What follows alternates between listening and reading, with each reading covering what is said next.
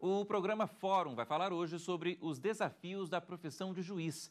No Brasil, existem cerca de 17 mil magistrados em exercício. E, segundo o último levantamento feito pelo Conselho Nacional de Justiça, o país tem hoje 131 magistrados em situação de risco. Vamos acompanhar a reportagem. A Justiça brasileira tem 16.927 magistrados nas mais diversas áreas de atuação, desde as ligadas ao meio ambiente, violência doméstica, até combate ao crime organizado. Casos que exigem dos juízes decisões que atingem criminosos perigosos. Um trabalho que deixa os magistrados na mira de criminosos, de pessoas descontroladas. Foi o que aconteceu recentemente em São Paulo com a juíza Tatiana Moreira Lima. Ela atua na vara de violência doméstica do Fórum do Butantã. Ela estava no gabinete quando, de repente, foi feita refém por um homem acusado de agredir a namorada. A ação foi toda gravada pela polícia. Segundo o último levantamento do Conselho Nacional de Justiça, o Brasil tem hoje 131 magistrados em situação de risco. Tem algumas evidências aqui comigo? Se eu não gostar das suas evidências, eu posso mandar prendê-lo. Vai querer mostrar? O trabalho dos juízes, muitas vezes, exige sacrifícios. Os magistrados vivem em constante estado de alerta.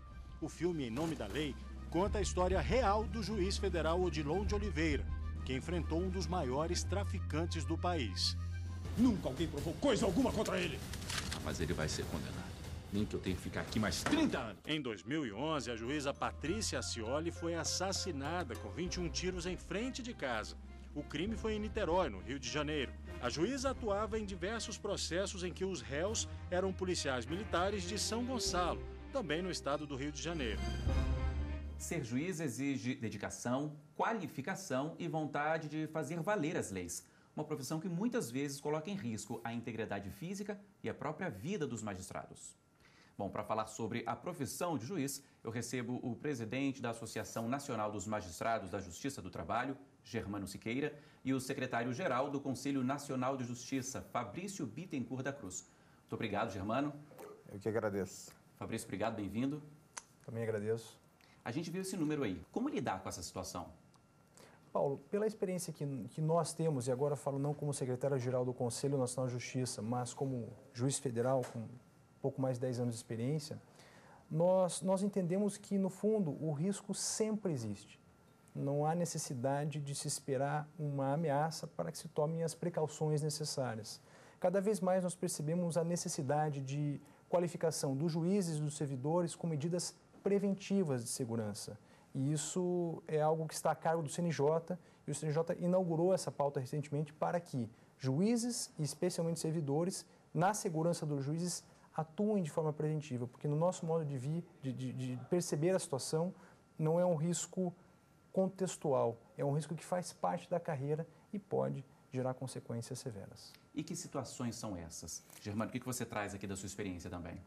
Olha, como já falou o Fabrício, é contextual, mas é principalmente na primeira instância, nos fóruns do país inteiro, nós vimos na matéria, em que o conflito está mais exacerbado. São nas audiências, né? E audiências criminais, audiências também em demandas de família, mas nas trabalhistas também, que o conflito fica muito acentuado. Tivemos, no interior de Minas Gerais, um fórum inteiro trabalhista que foi queimado. No interior do Pará, já tivemos. E são episódios que nós podemos puxar. E é verdade, o CNJ colocou isso na pauta como algo fundamental. E nós temos que aprofundar as medidas cabíveis para resgatar uma política importante de segurança. Não é para a magistratura apenas, é para toda a sociedade. E para combater a violência que atinge o Poder Judiciário, o Conselho Nacional de Justiça criou um protocolo de segurança. Ele deve ser adotado em todos os tribunais do país. A reportagem produzida pela equipe da TV Justiça. Daniela é oficial de justiça há mais de 7 anos. Em todo esse tempo de profissão, já passou por situações graves de desrespeito. Foi até agredida verbalmente. Ele veio correndo para cima de mim, me xingando. Aí os palavrões mais variados que você puder imaginar, falando para não voltar daqui. Então, assim, ameaças verbais de um homem para cima de uma mulher. Não precisa nem bater no carro, né? Você já está naquela região vulnerável, sem nenhum aparato de segurança. Então, aquilo ali já foi suficiente para me deixar desestabilizada. No Distrito Federal, casos como o de Daniela são registrados com frequência.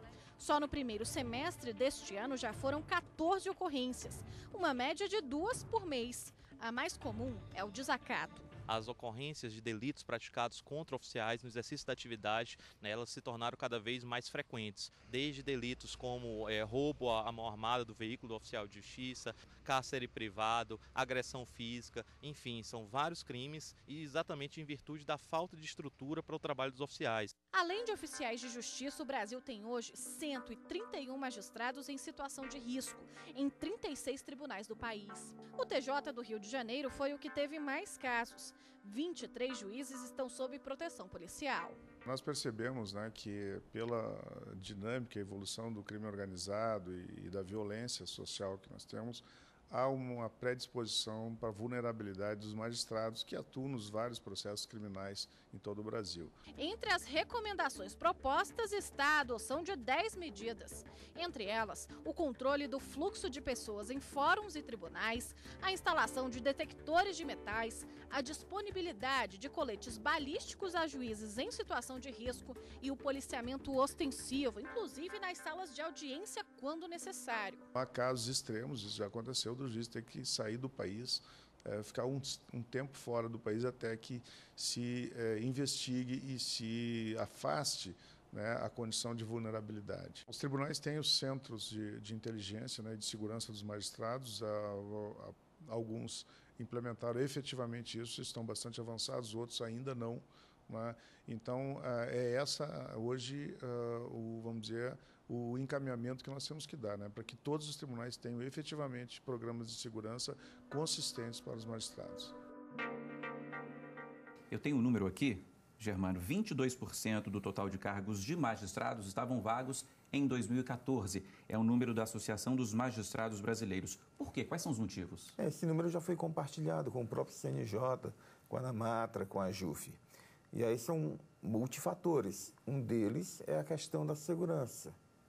Mas também outros elementos que estão aí colocados, como a questão orçamentária, o desinteresse pela carreira, que não evolui.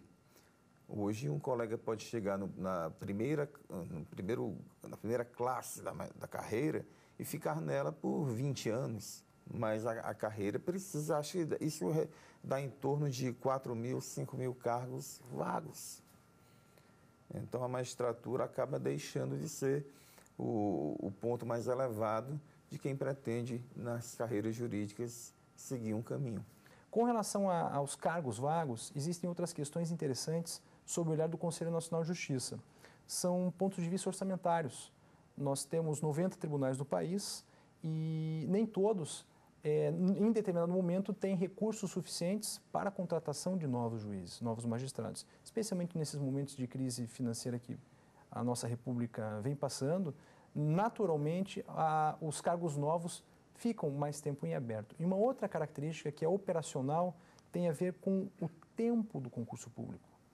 Do lançamento do edital para determinado concurso para a magistratura até o resultado final, nós chegamos a ter 2 anos, porque o concurso tem a prova objetiva, a prova escrita, a prova de sentença e a prova oral. Sem falar os recursos nesse meio tempo. Então, são de 1 ano e meio a 2 anos o tempo de um concurso público aberto para prover as vagas. Providas as vagas, com novos candidatos, passaram esses 2 anos com aposentadorias. Então, são circunstâncias muito interessantes. Além, é claro, de algo muito conhecido por todos, que é a dificuldade do concurso. Não são raros os casos em que um concurso tem pouquíssimos aprovados, apesar da existência de milhares de pessoas interessadas naquelas vagas. E também tem essa questão orçamentária que hoje, exatamente nos dias atuais, está sendo ainda debatida agora mesmo no Supremo por conta da última lei orçamentária, que inimaginavelmente coloca da seguinte forma: se houver aposentadoria ou morte de alguém que está provendo um cargo, magistrado ou servidor, o Poder Judiciário não pode recompor este cargo. Imagine. Fica com um a menos. Um a menos. E nessa situação não é um a menos, né? O senhor falava de 4, 5 mil a menos. Exatamente. Mas aí pode ser algo até maior, dependendo da situação concreta. E vem agora uma nova proposta de emenda constitucional, a número 241, que projeta que esse Estado, que o tamanho do Estado vai ainda regredindo de alguma forma. Então nós estamos vivendo um momento muito delicado. Muitíssimo delicado. Agora, eu queria que os senhores trouxessem exemplos aqui do dia a dia. Quais são os casos curiosos, difíceis que o senhor traz, Germano? Para puxar assim de memória imediatamente, mas já que falávamos de segurança, nós temos algumas questões, temos as graves, muito graves, de colegas ameaçados por conta da atividade jurisdicional que desempenha, e aí nós temos que lidar com o apoio da Polícia Federal, do Ministério da Justiça, e aí temos contado com o apoio do Estado. Aí são casos realmente gravíssimos. O colega tem que estar o tempo inteiro com escolta, e aí contamos também com o Conselho Nacional de Justiça. São, na própria magistratura do trabalho, que se imagina, não, mas as relações de trabalho não enfrentam ou não enfrenta esse tipo de problema. Não, enfrenta. E não são poucos. Não é só na jurisdição criminal que isso ocorrerá. Mas temos também aqueles casos que são mais assim pitorescos, né? E aí passa por aquela coisa ter o detector de metal. O detector de metal não apanha certas armas atípicas. Chegou um reclamante e foi tentar agredir uma juíza com um estilingue, aquela arma muito rudimentar, né? Mas são os dramas que o juiz vive, desde a ameaça muito real e concreta até estas mais triviais, assim. Mas esse é o drama da população. Ele quer a todo custo a prestação de justiça e acha que em determinado momento ele direciona tudo aquilo para a figura do juiz. Ele se volta contra o Estado, mas sabendo também, e isso é importante dizer, que muitas vezes o problema não está ali, na figura do juiz, mesmo porque nos últimos 10 anos, o que foi pago ao jurisdicionado pela Justiça do Trabalho é um valor muito expressivo, em torno de 80 bilhões de reais. Então, o que o Judiciário devolve para a sociedade, a Justiça Federal, a do Trabalho, é algo muito expressivo por conta do descumprimento do ordenamento jurídico. Então, isso é importante também registrar. Eu vou pedir para o doutor Fabrício daqui a pouquinho contar também um pouquinho da sua experiência, mas antes a gente vai para o intervalo, mas não vai demorar. Na volta, a gente fala mais sobre os desafios da profissão de juiz. Não saia daí. Estamos de volta com o programa Fórum e o tema de hoje é a profissão de juiz no Brasil. Estão aqui no estúdio o presidente da Associação Nacional dos Magistrados da Justiça do Trabalho, Germano Siqueira, e o secretário-geral do Conselho Nacional de Justiça, Fabrício Bittencourt da Cruz. A TV Justiça exibiu uma série de reportagens no programa Justiça Seja Feita, sobre a história de juízes que são exemplos de superação do preconceito e das limitações. Vamos ver. A primeira sentença por discriminação racial foi proferida no Brasil em 1993. A decisão partiu da juíza Luizlinda Valois, então juíza do Tribunal de Justiça da Bahia. A magistrada contou que convive com situações de racismo desde criança. Aos 9 anos de idade passei por uma grande decepção, que eu acho que a maioria dos negros, principalmente os negros baianos, passam, as crianças. Quando o meu professor de desenho, porque eu não pude apresentar um determinado material que ele pedira, eu levei o que meus pais, pobres, miseráveis, coitados, puderam comprar. E ele, então, me disse que não era aquele material que ele queria, e se meus pais não podiam comprar exatamente o orientado por ele, que era melhor eu deixar de estudar e fazer feijoada na Casa da Branca, que eu seria mais feliz. A série de documentários Justiça Seja Feita, exibida pela TV Justiça, também apresentou o primeiro juiz cego do Brasil. Ricardo Tadeu Fonseca mostrou a rotina dele no Tribunal Regional do Trabalho do Paraná e como superou obstáculos para se tornar um juiz. Durante a minha alfabetização, eu não tinha acesso à lousa ou a textos datilografados, não conseguia lê-los de forma nenhuma. A minha mãe e as minhas professoras ampliavam à mão os textos para que eu pudesse ler. Pagamento dos honorários periciais e a terceira condenação ao pagamento de horas extras com reflexo. Foi o método que eu adotei ao longo da vida, ledores humanos que eu contratei e remunerei. Eu gostaria também, Fabrício, de escutar suas histórias. Vou lhe contar 3 histórias bastante curtas, mas muito expressivas. A primeira delas, eu fui testemunha, fui coadjuvante, não fui o magistrado na situação. Por muitos anos eu fui assessor de digitação na Justiça Federal, que é justamente a pessoa que fica ao lado do juiz nas audiências, tomando nota de tudo o que acontece. Eu assessorava o juiz federal José Sabino da Silveira, uma pessoa, um dos melhores magistrados que eu já tive a oportunidade de conviver, aprender, uma pessoa de muito brilho na profissão, pela maneira de se portar, pela maneira de julgar. E um belo dia chega uma notícia de que uma pessoa, uma senhora, numa demanda previdenciária, ela estava doente e não poderia comparecer à audiência, um processo urgente, algo que não podia esperar. Disse o doutor Sabino, pois então eu vou à casa dela. Eu farei audiência na casa dela. Por favor, oficial de justiça, leve a comunicação de que no horário que for mais conveniente para a senhora, nós iremos até a residência dela. E a audiência toda, advogados, partes, testemunhas, todos foram à casa dessa senhora que não precisou se deslocar à justiça. E aquilo me marcou profundamente, né? Que a justiça, o judiciário, poderia se deslocar dessa maneira em atenção à peculiaridade, não do caso apenas, mas da pessoa. Então, essa foi uma situação muito marcante. O juiz também aprende muito. Uma outra questão previdenciária, já como juiz, chega uma perícia dizendo que o cidadão que pedia aposentadoria era incapaz para o trabalho, que é uma condição da aposentadoria, mas porque ele tinha a síndrome do colecionador. Mas como uma pessoa pode ser incapaz ao trabalho por colecionar objetos, né? Na dúvida, e isso o código me autorizava na época, eu chamei o perito para uma audiência. E foi uma aula incrível, um psiquiatra que explicou as características dessa síndrome, que realmente, na visão da psiquiatria, incapacitam a pessoa para qualquer atividade laboral. Porque a pessoa acorda, passa o dia e chega até o final da noite buscando objetos para colecionar e não faz outra coisa. A coisa mais importante para aquela pessoa é colecionar este ou aquele tipo de objeto. Então, algo que me marcou também numa espécie de lição rápida, que o juiz também aprende. E, claro, questões complexas. Na Justiça Federal nós temos as grandes questões ambientais e são aquelas demandas em que se tem auxílio de perícias multidisciplinares, tem que se ir ao local, tem que se refletir, tem que aprender, tem que estudar, e são causas que demoram muito para ser julgadas. E são causas que geram um impacto muito grande na sociedade. E naquele momento das portas se fecharem, que falava há pouco, realmente isso se torna muito mais intenso. Então, são essas 3 questões que eu gostaria de abordar.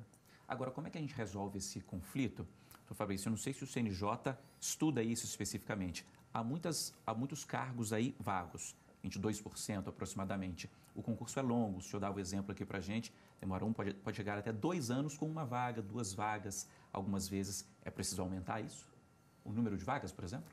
É uma das possibilidades. O CNJ trabalha muito com um relatório chamado Justiça em Números. Numa série histórica que começou em 2009, 2014, esse número que a AMB utiliza para apresentar os 22% de cargos vagos é com base no relatório de Justiça em Números 2015, ano base de 2014. Nós estamos prestes a lançar agora o subsequente. Mas uma das possibilidades é essa. Será que, com todos os cargos preenchidos, o judiciário teria maior eficiência? Sem dúvida alguma. Mas talvez o caminho não seja apenas esse. Algo que o CNJ tem trabalhado muito é numa tentativa de alterar a cultura nacional de acesso ao judiciário. Nós sabemos, o Germano sabe muito bem disso, que muitas das demandas podem ser solucionadas fora do judiciário. a partir do momento que a população tome a consciência de que pode resolver seus problemas, muitas vezes simples, de forma direta, pelas vias alternativas de solução de conflitos, mediação, conciliação e também, hoje em dia, a justiça restaurativa. Então, é claro que preencher todos os cargos é desejável, mas talvez seja uma tarefa muito difícil, que sai impossível, porque o fluxo de aposentadorias é alto também. Então, certamente nós nunca preencheremos todas as vagas, mas estamos trabalhando muito firme, com muito afinco na mudança de cultura da nossa sociedade. E nós temos percebido vantagens enormes, e isso digo aproveitando uma outra questão de atuação pessoal, agora na área da mediação. Certa oportunidade chega uma senhora, uma professora, com um pedido de danos morais contra um banco, pelos motivos que ela tinha sido mal atendida, enfim. E na audiência de conciliação e mediação, chega um momento que eu olho para ela e digo: professora, a senhora, que valor seria adequado no seu ponto de vista para resolver o dano que a senhora sofreu? E disse ela: nada, eu só gostaria de ser ouvida. Eu só gostaria de ter acesso às pessoas do banco para que isso tudo fosse resolvido.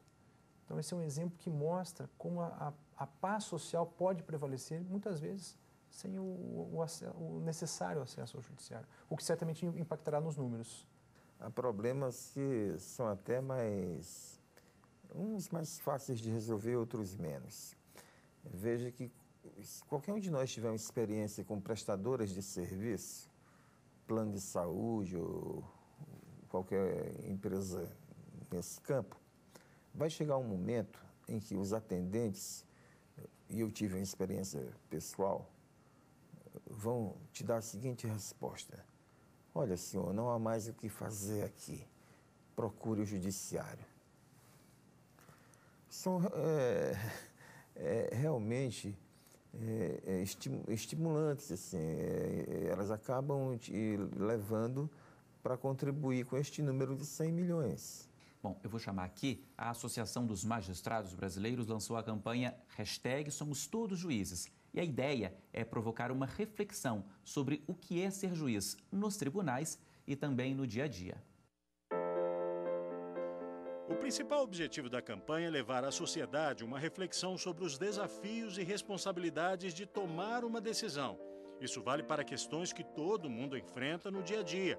A fase inicial da campanha da Associação dos Magistrados Brasileiros traz vídeos com crianças contando histórias de decisões que já tiveram que tomar. Meus pais brigaram, aí eles ficaram um tempo afastados e eu tive que escolher com quem eu tinha que ficar. Isso eu acho que foi a decisão mais difícil que eu já fiz na minha vida. A ideia é fazer o cidadão comum se colocar no lugar de um juiz. O foco da campanha Somos Todos Juízes é provocar um pensamento sobre o comportamento ético.